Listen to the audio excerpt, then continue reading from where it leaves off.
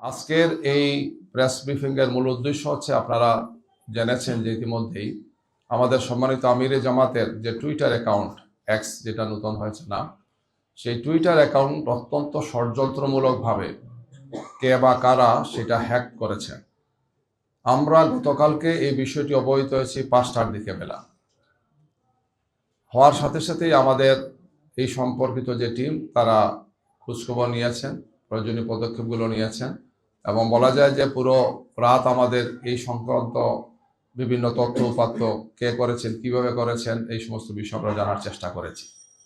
যারা এই চক্রান্ত করেছেন, মনে হচ্ছে যে তারা কয়েকদিন থেকেই এই প্রস্তুতি নিয়েছেন, কারণ এই টুইটার অ্যাকাউন্ট সহ আমিরে জামাতের এবং আমাদের কেন্দ্রীয় নেতৃবৃন্দের বা শীর্ষ নেতৃবৃন্দের ফেসবুক অ্যাকাউন্ট এবং টুইটার অ্যাকাউন্ট, যারা যে টিমটা আমাদের দেখেন, আমরা দেখেছি যে এই কাজের সাথে কিছু লোক জড়িত, আমরা বোঝার চেষ্টা করেছি, এবং এখানে একটা গভীর ষড়যন্ত্র আছে।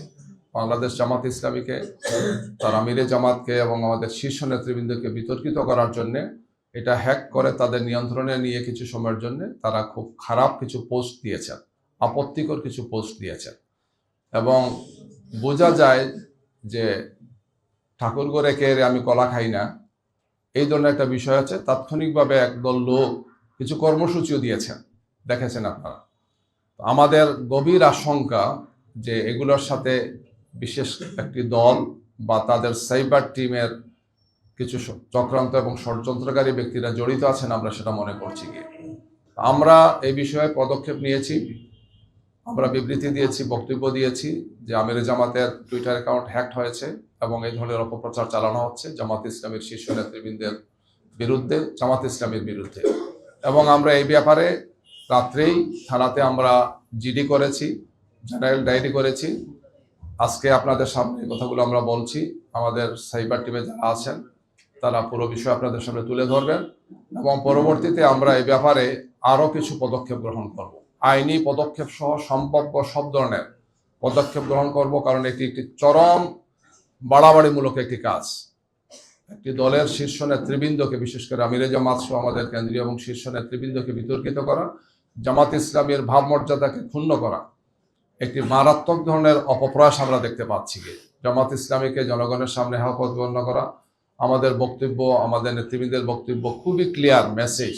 আমরা নারীদের প্রতি, মহিলাদের প্রতি, দেশের প্রতি, দেশের স্বাধীনতার প্রতি আমাদের সম্মান এবং মর্যাদার জায়গা খুবই স্পষ্ট। আমাদের আমিরে জামাত এই বিষয়গুলো অত্যন্ত সুন্দরভাবে, সাবলীলভাবে বারবার তুলে ধরছেন। সম্ভবত এই সমস্ত কারণে একদল লোক চক্রান্ত এবং ষড়যন্ত্র করে জামাত ইসলামীকে প্রশ্নবোধক করে, জামাত ইসলামী নেতৃবৃন্দকে প্রশ্নবোধক করার জন্য তারা এই ধরনের গভীর ষড়যন্ত্রে তারা লিপ্ত আছেন।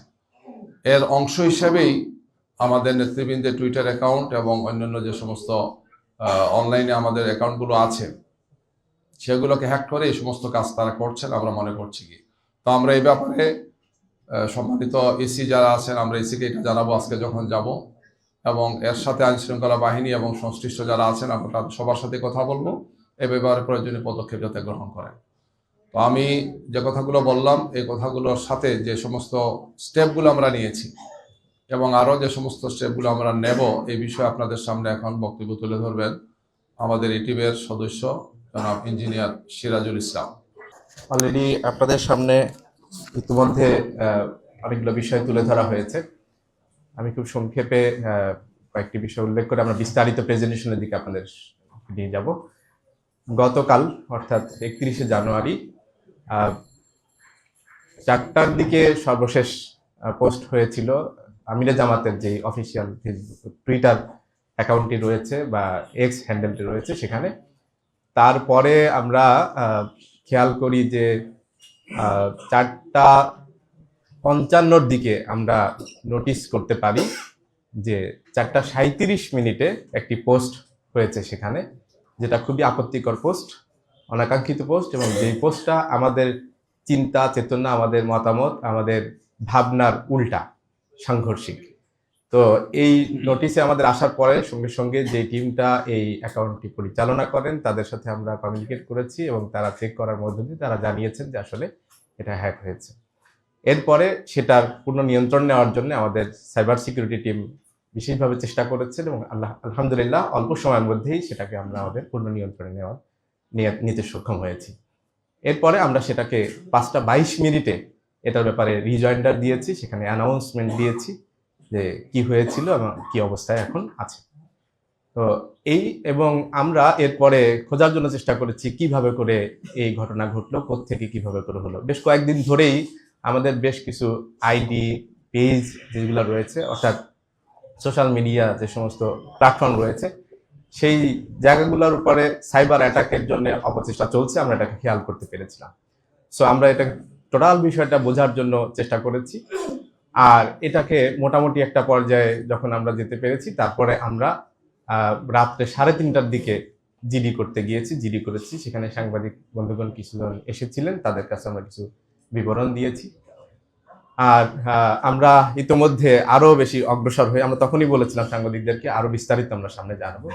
আমরা এখন মোটামুটি কমপ্লিট একটা প্যাকেজ কি কি হয়েছিল সেই জিনিসগুলো আমরা রেডি করতে পেরেছি, সেটা প্রেজেন্টেশন আপনাদেরকে দেখানো হবে ইনশাল্লাহ।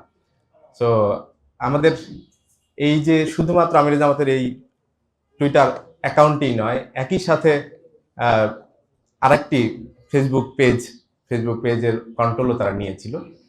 তো সেটা বিস্তারিত এখনই বলা হবে। তো আমরা যেটা আশা করছি সেটা হলো যে আমরা ইনশাআল্লাহ এই জাতীয় যত অপতৎপরতা যারা চালাবে তাদেরকে আমরা ফেস করতে পারবো। আমরা সত্যের বিজয়ের জন্য কাজ করি। আমরা আমাদের যেই পজিটিভ কাজগুলো রয়েছে, দেশের প্রতি, মানুষের প্রতি যে কমিটমেন্টগুলো রয়েছে, সেগুলো আমরা তুলে ধরার জন্য চেষ্টা করি। সো আমাদের এই কাজগুলোতে আমাদের সাথে প্রতিদ্বন্দ্বিতা করতে চাইলে, প্রতিযোগিতা করতে চাইলে ভালো কাজের মধ্য দিয়েই প্রতিযোগিতা আসা উচিত।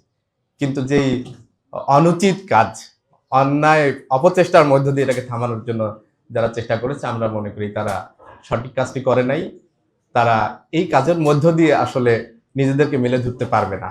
আর আমাদের আলহামদুলিল্লাহ আমাদের যে অগ্রগতি হয়েছে, জামাত ইসলামের প্রতি মানুষের যে আকর্ষণ তৈরি হয়েছে, যে জনসমর্থন তৈরি হয়েছে, সেটাকে তারা কোনোভাবেই এই সমস্ত অপকর্মের মধ্যে দিয়ে বাধাগ্রস্ত করতে পারবে না ইনশাআল্লাহ।